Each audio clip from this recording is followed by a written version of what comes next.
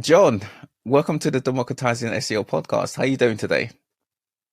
I'm good. Such a pleasure to be here. It's been far too long since I last saw you, so thanks for the invite. Really Oh, the pleasure appreciate is it. mine, John. Thank you for accepting. Of course, have wanted to speak with you for a very long time. I've wanted your voice on the podcast. And I finally had a topic in mind, which actually comes from a phrase that I believe you've coined, the SERP Multiverse, which I think is perfectly timed for what I believe we're headed into. And I think you'll have a similar sentiment on where search is headed. So I think this will be a very interesting conversation. Now, John, you've been in SEO for a very long time. You're, if you like, an SEO Jedi master when it comes to search. How has the industry evolved from your point of view? Oh my goodness. Yeah. I mean, thank you. Thank you for that. Search has evolved phenomenally. I mean, I have worked in search for over 20 years. And I remember discussions maybe 15 years ago talking with agencies, and they were saying things like, oh, well, when the monolithic search results are finally gone and we live in the age of personalized search, because Google was making noises about personalization of search, everyone's going to have their own page one. It never really happened. And then, not a lot went on the face of it as we moved from 10 blue links into universal search. And in the middle of all that, happening, I'm talking like 3-4 years ago, Google started working on technologies like BERT, like Mum, that changed everything in the background. But now I think we're at the tipping point, and the changes I've seen in the past 8 months have outpaced everything I've seen in the 20 years before that. The tipping point is here. Everything has changed, Austine.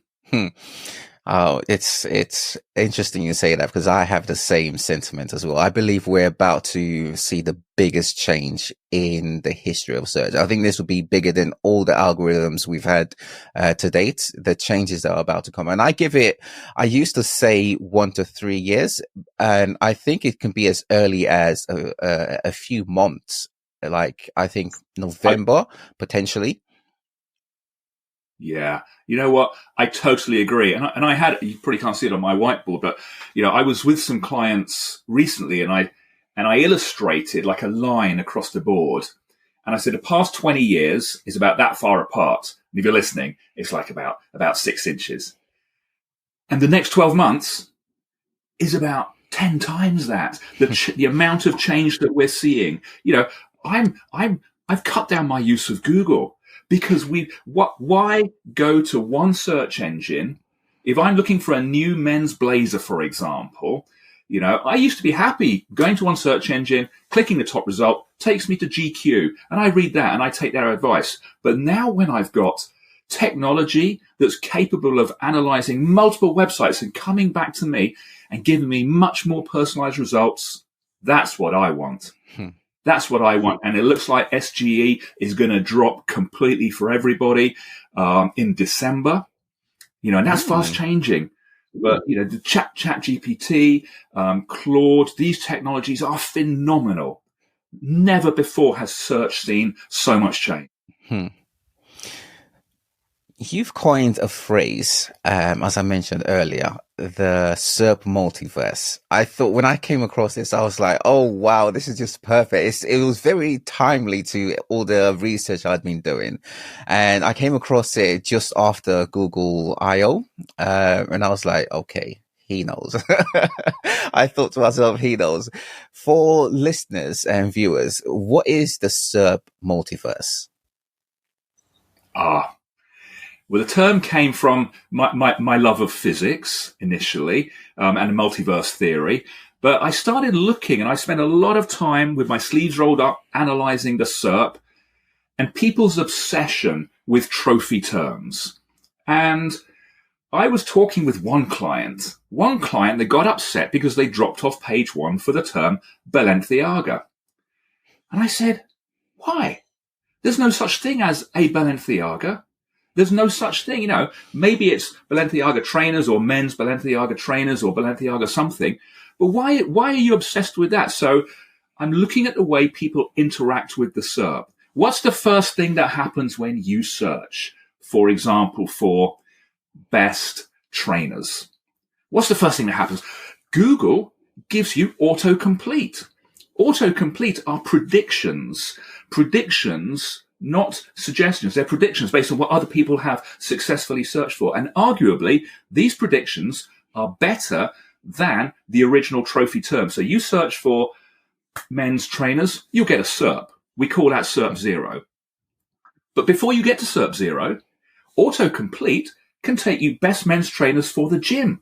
Yeah, that's my intent. Best men's trainers for running. Yes, best men's. Of course, all of these are arguably closer to my intent. They are longer tail. And you know what? The question I asked is, well, how many people are clicking on autocomplete and not getting to SERP 0? According to Google, the amount of time saved adds up to 200 years of typing. Nobody's getting to SERP 0 that we're all obsessed with. They're going to all these other SERPs that are up to 95% different. But we're only looking at our visibility there in SERP 0. And then, right, even if you battle on through, get to SERP 0, what do you find in there? Doorways. Also ask, refine my search, related doorways out of there to all these other SERPs that are different. So there's all of these SERPs going on around us, and we're just obsessed with SERP 0. That's the multiverse. We need to get in there. We need to understand it. How present are we? What does it look like? What are the opportunities? What can we learn from these other SERPs? And how, importantly, how present are our competitors? Does that make sense? Yeah, totally. From a macro point of view, why do you think we now have the SERP Multiverse? Why now? Okay, well, those technologies that I mentioned before, like BERT, like MUM, the multitask unified model, they have given, if we take Google as an example, they have given Google the ability to become so much better at disambiguating longer queries. Google knows that if I search for men's trainers, that's not really my intention. I want men's trainers for a particular purpose. Or if you take like lose weight. Yeah, we all want to lose weight, but actually, do I want to lose weight in 3 months, in 6 months, in 9 months? These are all the autocompletes. And the longer the query, even the more ambiguous it is, the more complex it is, the closer it is to my intent, the better the results are going to be, and the more satisfied with the results that I am. So the technology has been there for some time, but now as we're moving to this age of conversational search, suddenly people are realizing, oh my goodness, I can actually type in a much longer query. You look in Bing, look at that search bar. It says 0 out of 4,000. It doesn't want you to type in men's trainers. It wants you to type in, what are the best men's trainers for somebody who's new at the gym that will also look cool this summer? And those search engines have the capability to disambiguate, using transformers to give the most incredible results. Did I tell you about the research that we did? I don't know whether we were working together at the time, but in voice research a few years back, mm-hmm. Let me tell you, we got people, and we worked in partnership with the University of Hertfordshire, and we did an observational study. Now, this was after BERT, okay, probably before MUM, but we knew Google had the technology. We said to people, search for something, pick up your phone, and search using how you normally use keywords, men's blazers, trainers, best moisturizer, and look at the results and grade the results out of 10. And they were given them results. Click on the results, go to it. What does it look like? How does it make you feel? How satisfied are you? So we did all of that. Now, this was an academic piece of research. Then the researchers got the same people to do the same search with the same intent, but using voice. So they picked up their phones and, what's the best men's moisturizer for dry skin? What are the best longer? Because you don't pick up your phone and say, men's trainers. Nor would you walk into a shop and say, men's trainers. You say, I'm looking for men's trainers that are in fashion this summer. And there was a direct correlation between the length of the query and the satisfaction with the results. So the search engines have had this incredible capability, but it's the tipping point we're at now with the encouragement for conversational search and longer queries. That's why everything's changing now. People are waking up. And people are going to move away from these keywords because that's a step back from intent. I don't just want men's trainers. I want them for a particular purpose. So that's closer to intent, better results. And what we're going to end up with is the personalization that Google wanted years ago, because there's 1,000 people in a room searching for trainers. And if we say, don't just search for men's trainers, but pick up your phone and use your voice, you might get 800 different queries, therefore 800 different results, which means we need to start thinking about tracking differently. So that was a long-winded way of saying We're at the tipping point.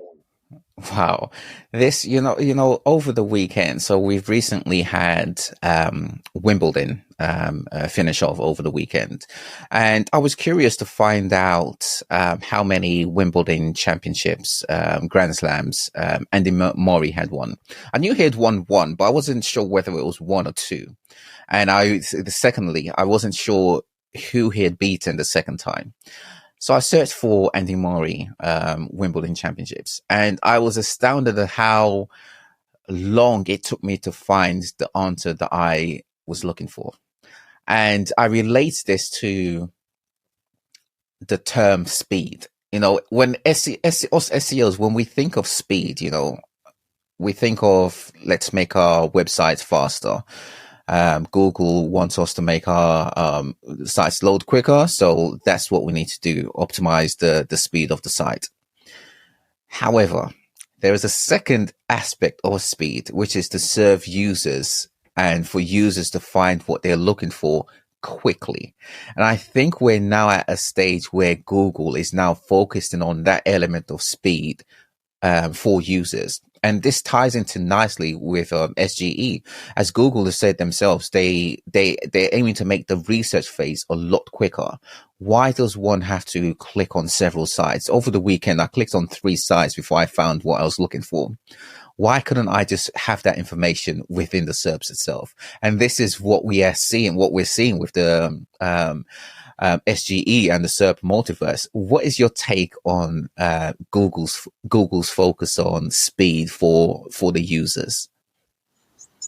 I think that's such an important point you make, Austine. The information's all out there. Isn't it frustrating when you can't get the answer that you want, or you have to visit 3 sites? And Google knows this. So the speed to getting the answer is absolutely critical. And I love what Google's doing with SGE. It's very different to using something like ChatGPT, even with plugin. It's very different. But Google, it's kind of realized, it's realized what we want. The technology has been there, and it's finally finding a way to give us this with the option of having it or not. And I love when you're using SGE, you can say, I don't want to see that. You can just move down the screen and SGE will be hidden. You've got standard results. But with your query, Austine, if you put that into SGE and you lengthened out that query and you gave more detail, almost certainly you would get the response that you were looking for. So you'll quickly go back up. SGE, tell me, because the regular SERPs can't handle the result. And also, you were probably still hung up. What was the actual query that you gave? What did you type in? I think it was something like Andy Murray. I changed it twice, I believe. I started with Andy Murray Wimbledon wins, and it gave me all his matches, of this year, and I wanted his championship. So I put in Wimbledon Andy Murray Grand Slam championship wins, and I still had to go through 3 different sites before I found out what I was looking for. Because the thing is, you're still thinking about keyword game, aren't you? Yeah, yeah. You are, aren't you? But think about the technology, the multitask unified model. the search engines have the capability of understanding long, complex strings. And the best place to deliver that is not in standard results, but in the form of the SGE. And I love that. Here's an example. Last year I climbed Mount Kilimanjaro. Next year, I'm going to climb Mount Fuji. What's the difference in the training and the kit list? Okay, Mum can do all of that. It can do parallel. It can go to one country, find that, go there, find that, look at the training, look at the kit list, bring them together. So because the search engines have had that technology, they've got transformer-based technology like BERT, the bidirectional capability. The best place to serve that is in SGE, and is finally starting to happen. And I think, we talked about change. Everything has changed. You were right. Inside 12 months, we're all going to wake up to a very different world. A very different world where we can choose the SGE or we can choose not. Yeah. And everybody's going to have to start thinking about this. When I think of results, right, within SGE or just the 10 blue links, I think, okay, we're going to see potentially a new era of competitors. So a brand who normally would have focused on their brand competitors now more than ever need to consider the plethora of competitors they'll essentially have to compete with. Should brands now think of online competitors as more important or equally as important than their quote unquote brand competitors? Great question. Such a good question. People are going to have to start thinking, away from just their brands, our traditional competitors, because you know what you're going to get within SGE? You're going to get more personalized results from longer tail queries. Who is in the best position to create that content, to shape that content, is going to be the smaller players. So I think smaller, more agile players who are staying close to the changes that are happening in search, who are understanding the new approach to long tail queries, the conversational queries, are going to be able to shape their content much more rapidly. And when we're talking here about personalized results almost, and I say personalized because if you and I ask for the same thing but in different ways, we're going to get different results. That's personalized. Okay. You're going to have to start looking at who is appearing in the SGE world and how are they doing it? What can we learn from them? And you're going to have to stay closer to the types of conversation your customers are having with these generative experiences, which means talking more with your audiences. What do you think of it? How are you now searching? Is it changing your life? Is it changing what you're doing? And you've got to stay close to that. And that's a good thing. Well, I think big brands will have to be more agile than they are now, especially if they want to maintain and increase their visibility. I think of verticals or industries. Do you reckon some industries will see a different set of winners and losers, i.e. will, let's say, the newspaper industry or online publishing industry, do you think they'll overall be losers in this new world, or will they have to adapt in order to maintain their visibility? I think if they don't adapt, they will be losers. And already we're seeing so many instances within the SGE universe, if you like, of publishers' content being served up within the conversation without the attribution that you would get in a classic link. So I think that is a real worry, especially for publishers. And then you've got publishers who rely on ad revenue. That's going to be very difficult for them. Then you've got publishers within the affiliate space. And they're really struggling to compete with everybody who's now got the same playbook We've all got the same playbook. We know helpful content guidelines, tick, tick, tick, tick. Review guidelines, tick, tick, tick. But now, search has changed beyond all of that. We no longer talk about core updates, do we, Austine? It's like they're like last year. Nobody cares about the core update that we used to get so excited about. There's so much change happening. So those publishers are going to have to really keep on their toes. And from a keyword point of view, this is something that's been on my mind for a while now, because, Google ranks pages, not keywords, right?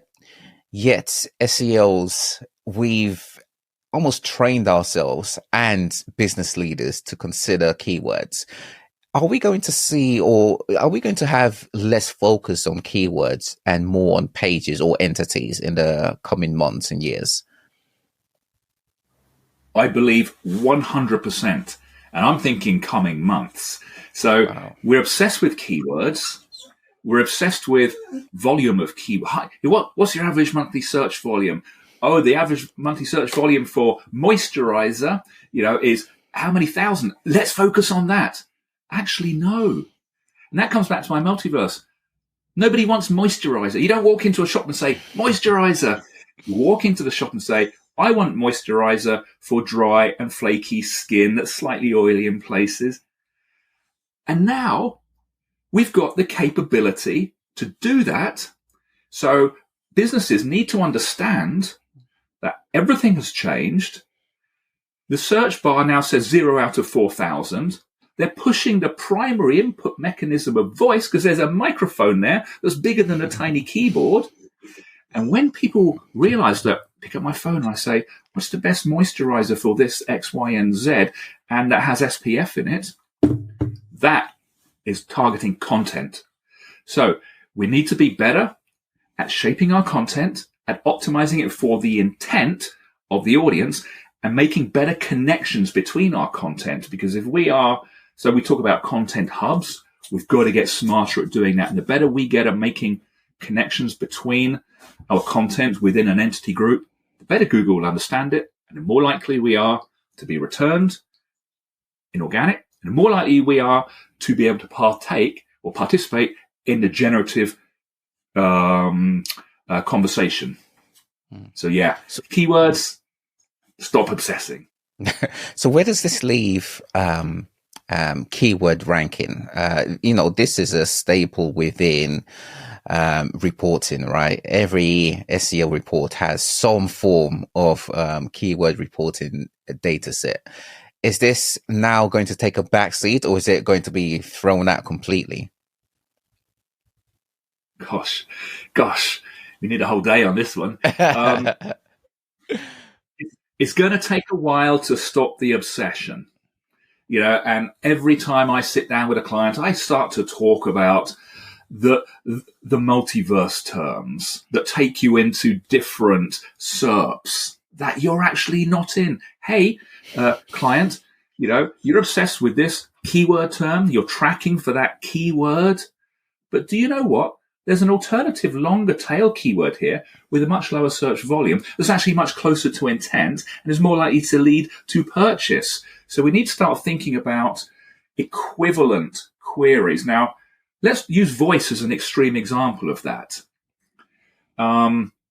With a lot of our clients now, we're actually tracking voice equivalents. And you can use ChatGPT wonderfully to come up with voice equivalents based on personas. So you might have 100 keyword terms, old school keyword terms relating to, skincare routines, like best moisturizer, best this, best that. And I think we need to stop obsessing about our visibility for those, but start thinking about our visibility, for example, on the extreme, with voice equivalents. What's the best skincare routine for a man, in his 40s or something like that? Mm-hmm. Very, very different. So, and Google will say, hey, that's a long query. The search volume is 0. It's not 0. Looking at the other side with the autocomplete, Google says to us, hey, autocomplete. And that might have 4 words in it. Best moisturizer with SPF. But it's a much lower search volume. So Google's saying on one hand, search volumes are really low, but this is a prediction based on what you actually want. So under those trophy terms, we need to think about this whole world, this whole universe of alternative queries that have lower volumes, sometimes zero volumes, but are closer to intent, will bring in the money, and people are actually using them. Like Refine My Search, within the SERPs. They've all got zero, or people also search for. They've all got zero average monthly search volume. So what are they doing there for? Google doesn't put a pixel on page one unless people are clicking on it. But because it's a click and it's not being typed in, it's zero. So we've got to open our eyes to longer, more complex, often more ambiguous queries that are closer to intent. And this is going to be a game changer for tracking. It's going to take us a while to move away from tracking trophy terms. And people are so in bed with these trophy terms. It's hard, especially at the top of businesses, where they say, oh, we've dropped off for best car. Nobody wants best car. They want the best EV for mileage, Yeah. And it's going to be hard to change mindset. So we need this new generation of SEOs to start putting out this new narrative that is much more aligned with modern day generative search experience. I think along with rankings being a sticking point for business leaders, we're going to see an issue around forecasting and estimations. And of course, all of this ties into volume, demand, right? And with things like zero-click keywords, with long-tail keywords, conversational keywords, voice queries, there's a difficulty in estimating or forecasting traffic from these. So how do we navigate around this and appease the business leaders who are used to seeing hard data? I think you're absolutely right. I think it's a case of actually being quite brave. It's a question of saying, this is the way it was, and this we believe is the way it's going to be. And there's going to be a period of uncertainty, a period of fuzziness until Google and other search engines actually get better at, for example, giving you voice research, voice stats, analytics for much longer tail, maybe telling the truth about search volumes for these SERP clicks that we know people are clicking on. I mean, this whole myth about the zero-click SERP, that's not true. There are plenty of people clicking on things. They're just not clicking on the blue links. They're clicking on they're clicking on all of these things, and they're getting to content. So the search engines need to get better at telling the truth about what's actually going on. But at the same time, we need to be brave, and we need to actually start taking what we're doing as SEOs in the right direction. How do we know what the right direction is? We look very closely at searcher behavior. We listen a lot about people talking about SGE and people talking about ChatGPT or Claude or AI and doing all of this. But we need to spend more time in the room with searchers, looking to see what they're doing, how they're doing it, what they think about it. And I think, this calls for more academic research within SEO. And then that can give us the confidence to say to the business, we've done the research. It's not just me woke up one morning and said, we think this is happening. We've done the research. This is what your customers are doing right now. This is how they're searching. This is what they expect. And we can even move beyond that. As people are getting used to having this conversation with the search engine, so they're going to want to have the conversation when they get to your site. But that's a whole other story. Yeah. Otherwise, it's like walking in a door and nobody talks to me. I'm actually very keen on us making marketing decisions without being, or should I say, without using data as a handicap tool. Because I believe marketers, we spend so much being focused on data, we almost don't want to take a shot unless every data point aligns correctly.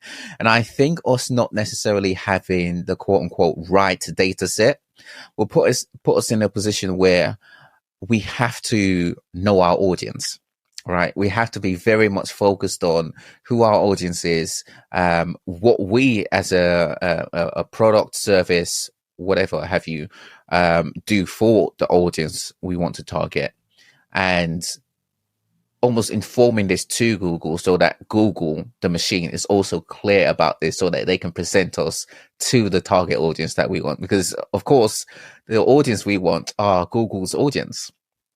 They're a subset of Google's audience. The more we identify them, the better we'll be able to target target them and inform Google that this is the subset of their audience that we want to target. And this brings me to branding.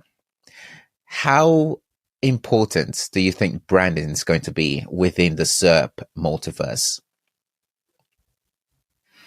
Well, I think certainly when it comes to the SGE side of that, we are seeing favicons, we're seeing branding becoming much more prominent. So I think branding is going to be super, super important.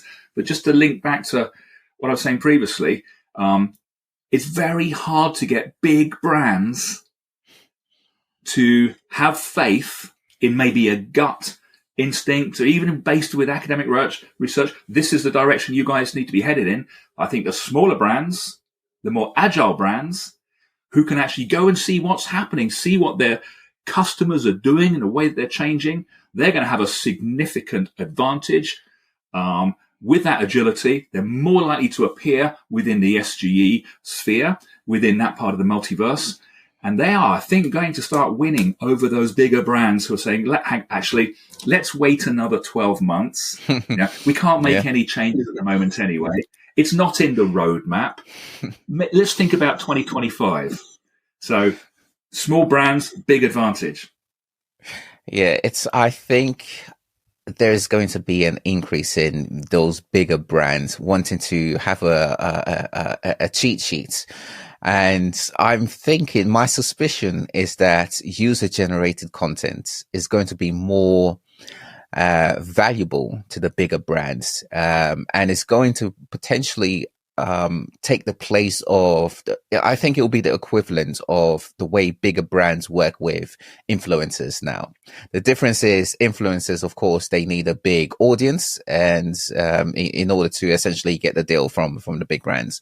Whereas user-generated content I think there will also be big brands cheat to research their audience. They don't necessarily have to know of their audience. They essentially, I see it as them hiring the more nimble marketers in order to create content for them. And this leads me to think, is the gap between marketers, SEOs, and non-marketers, non-SEOs closing? Is it becoming blurry within this universe?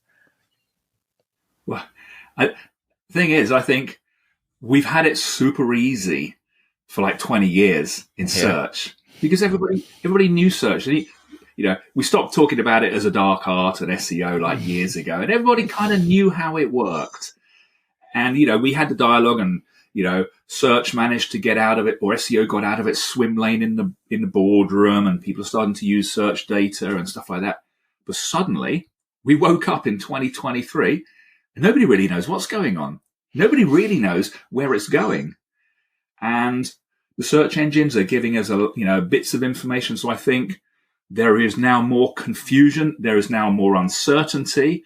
And I think who's going to win? It's the brave ones, whether you're a big brand or whether you're small, but certainly brave, agile, listening to the audience. They're going to be the winners. So does this mean, theoretically, SEO is now a lot harder, more difficult than it was, let's say, 10 years ago, maybe even only 5 years ago, yet alone 20? 5 years ago, SEO was predictable. Yeah. And, And then after that, we started understanding things like double eat or eat and then double eat, the relationship between that and core updates. And then we had, core web vital. We kind of knew it all. And SEOs are very good about saying, okay, I'm going to tell you how the review guidelines work. So we kind of knew what to do. And then it became this battleground on page one, where you could, if you know what you're doing and you were doing your SEO in the context of the SERP, your audience, your competitors, and your ecosystem, you had it dialed. But suddenly, the audience have now got the power to search in different ways. And we are scrambling to keep up. The technology, the BERT, the MUM, etc., that's been around for ages, suddenly, it's been there, but we haven't been using it. But the audience are now starting to use it. So yeah, SEOs are going to have to think differently. Going to have to think about conversational search. They're going to have to think about and watch closely as SGE evolves. Who's being included in the conversation? Why is my client not included in that conversation about men's skincare? And why is that business in there? So we're going to have to start to analyze the content that is in the conversation and asking the question, how have they done it? And it's nothing to do maybe with core web vitals and nothing to do with product review. Of course, quality will always be important, but there are now other factors. Yeah. Readability, for example. There's so much more to it now. And we're right in the middle, the eye of the storm, Austine, right now, right in the middle of it. It's an exciting place to be. It is, definitely. It's, as when we have stability within the SERPs, you have a certain level of predictability, right?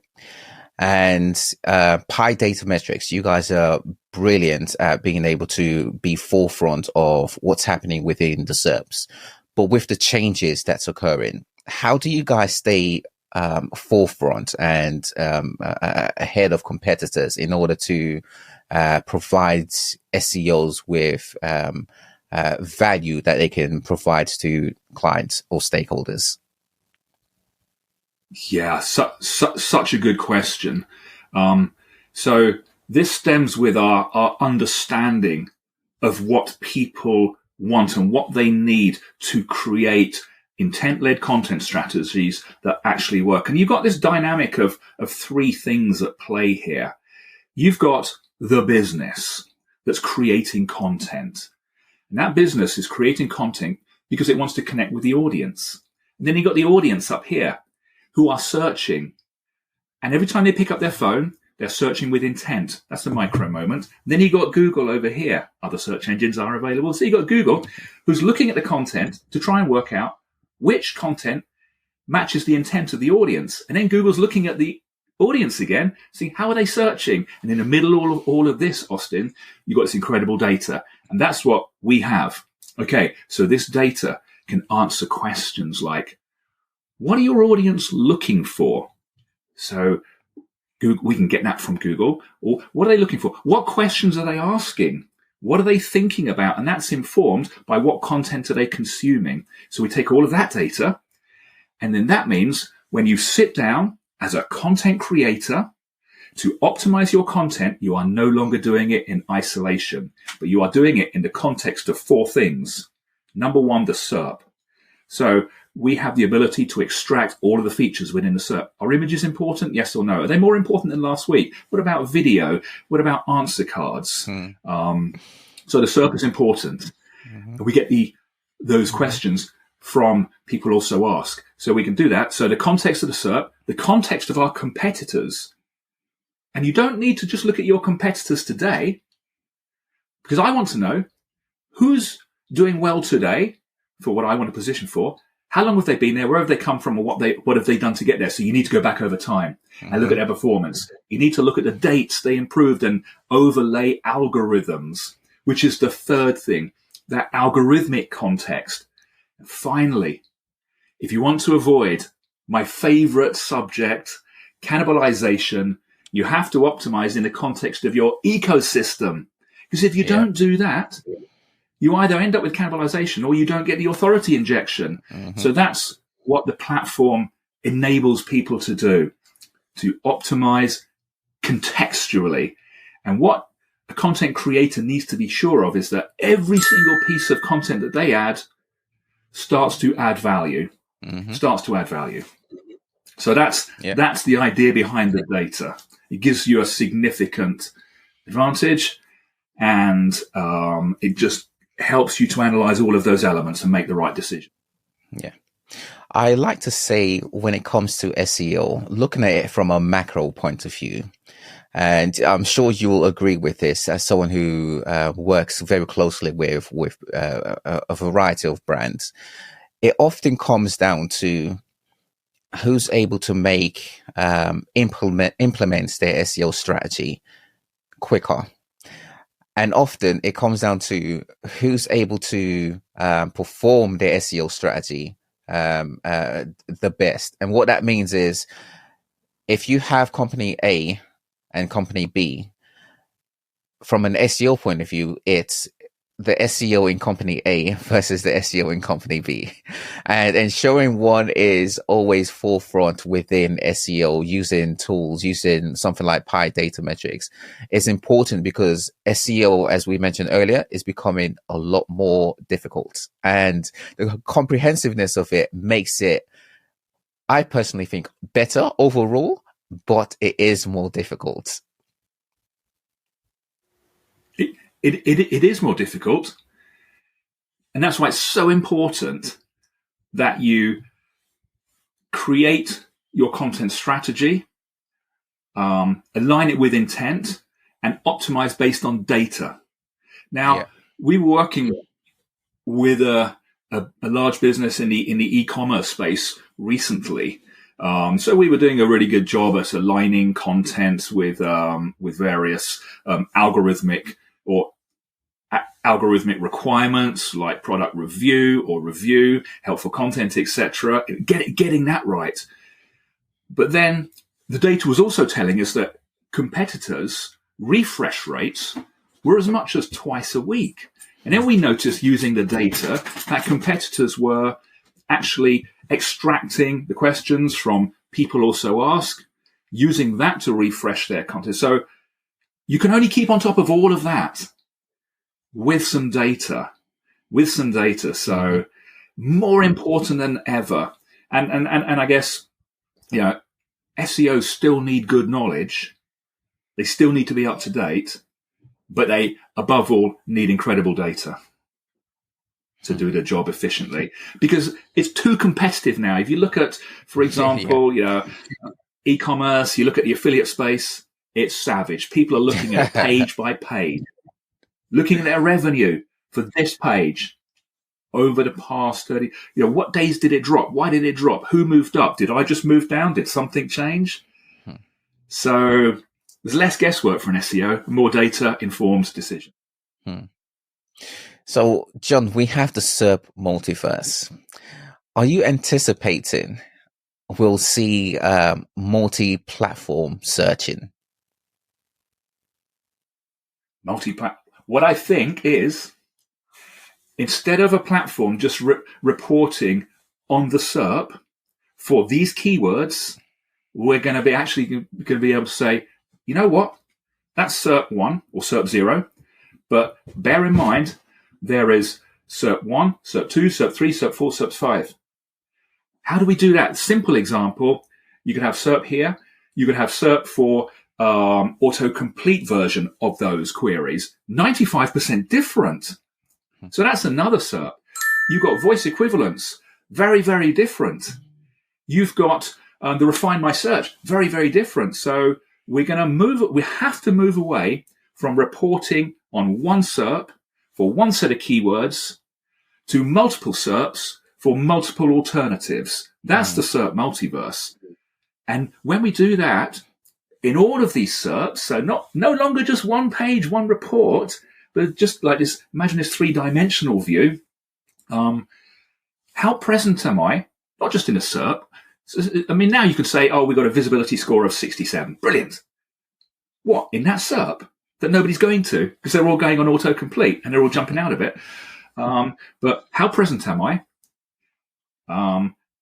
how present are my competitors and how do I compare with them in the multiverse? Because all of these longer tail queries are closer to intent and much more likely to convert.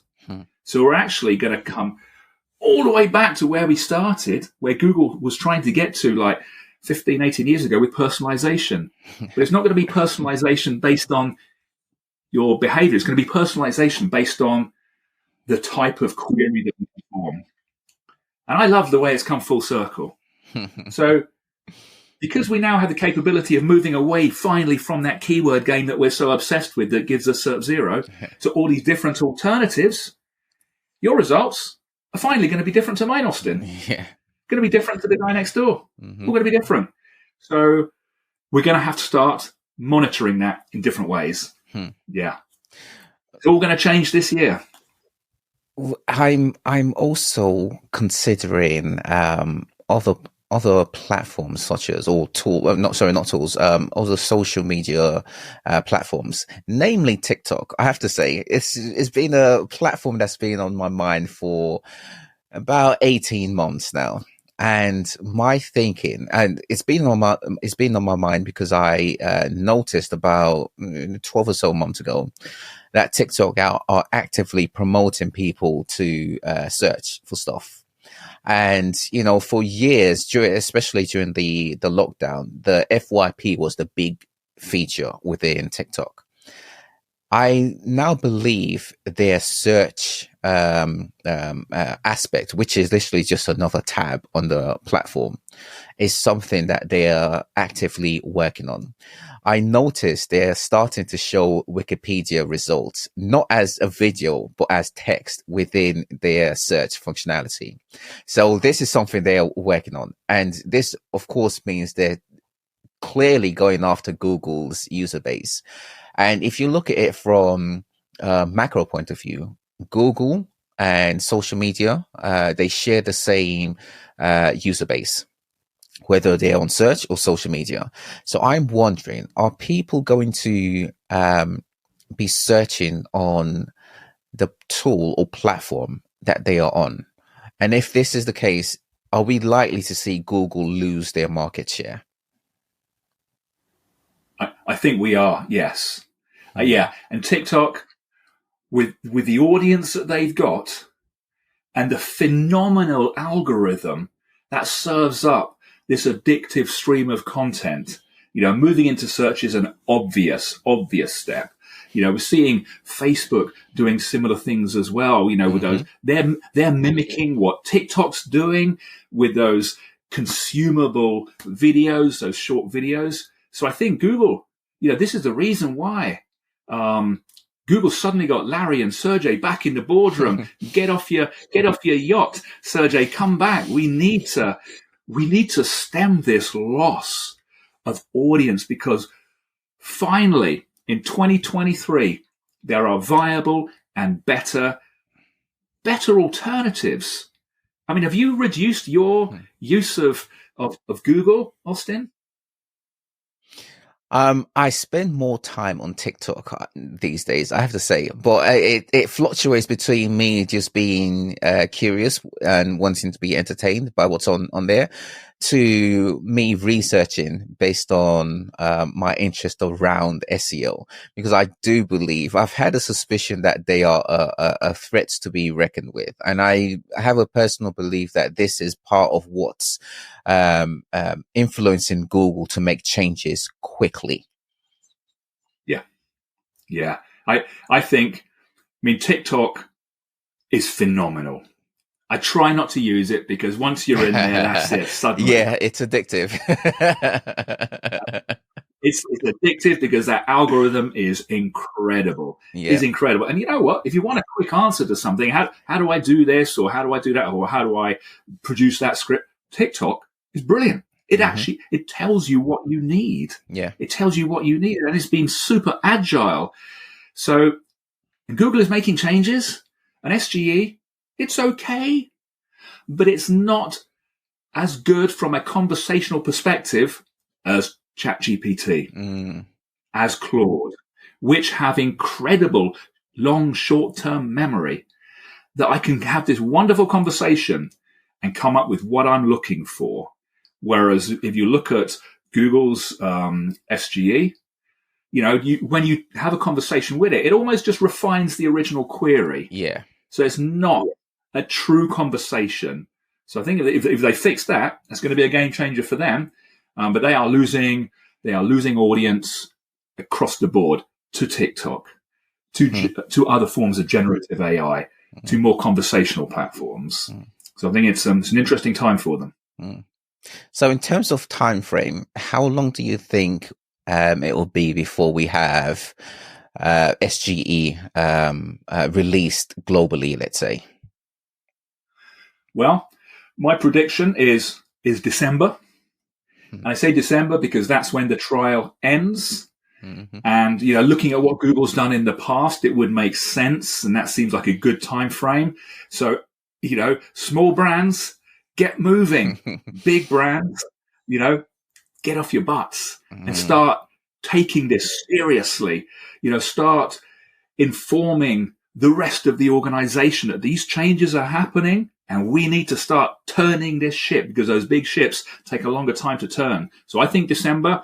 And then I was doubting myself. And then I was at a conference in Amsterdam last week where I was speaking, and somebody else got up on stage and started talking about December as well. They'd heard it from a different source. So I'm aligning at December. I'm aligning as well with that. Good.